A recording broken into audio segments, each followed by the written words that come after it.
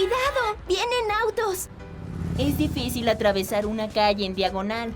Sí, porque los cruces de peatones no son rectos. Eso me recuerda a la clase sobre ángulos que vimos en matemáticas.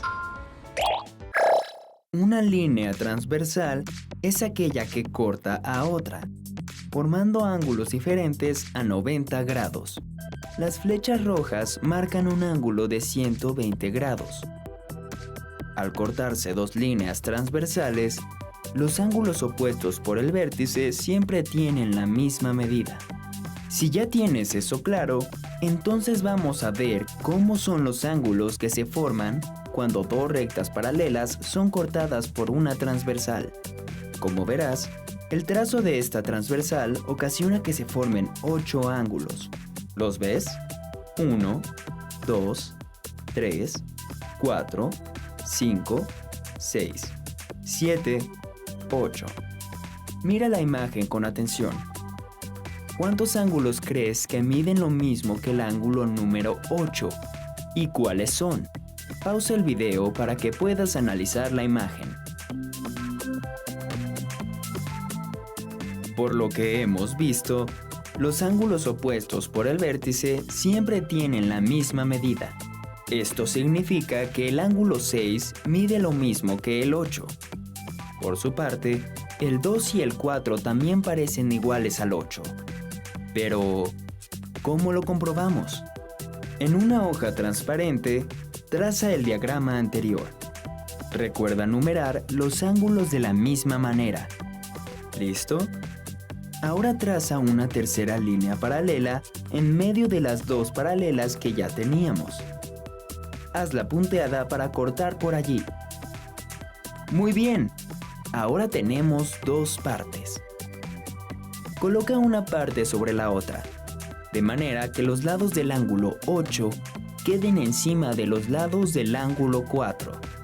Observa cómo los ángulos corresponden en las dos figuras, es decir, son iguales. Entonces, el ángulo 1 es igual al 5, el ángulo 2 al 6, el ángulo 3 al 7 y el ángulo 4 al 8. Ahora sí, podemos afirmar que el ángulo 8 es igual al 6 y también es igual al ángulo 4 y al ángulo 2. Los ángulos que se forman tienen nombres especiales. No es importante que te los aprendas de memoria, pero sí que los puedas usar para analizar figuras y resolver problemas. Las cuatro parejas que se formaron cuando encimamos las dos figuras se llaman ángulos correspondientes.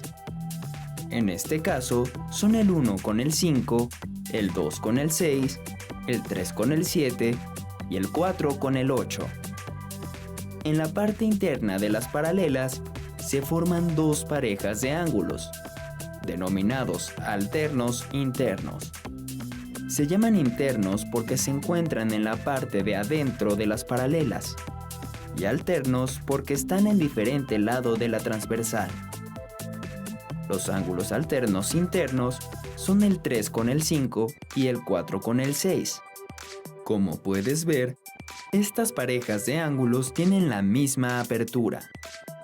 También se forman otras parejas de ángulos, los llamados alternos externos. ¿Podrías saber cuáles son y por qué se conocen así? Pon pausa al video y contesta. Los ángulos alternos externos se encuentran en la parte externa de las paralelas, en lados alternos de la transversal, y tienen la misma medida entre sí. Son el 1 con el 7 y el 2 con el 8. Mira, Mateo, busqué en la red imágenes de paralelas con transversales y me apareció este ejemplo, pero en vez de números tiene letras. A ver, está bueno. Entonces, si el ángulo B mide 80 grados, ¿qué otros ángulos miden lo mismo? ¿Y cuánto mide el ángulo A?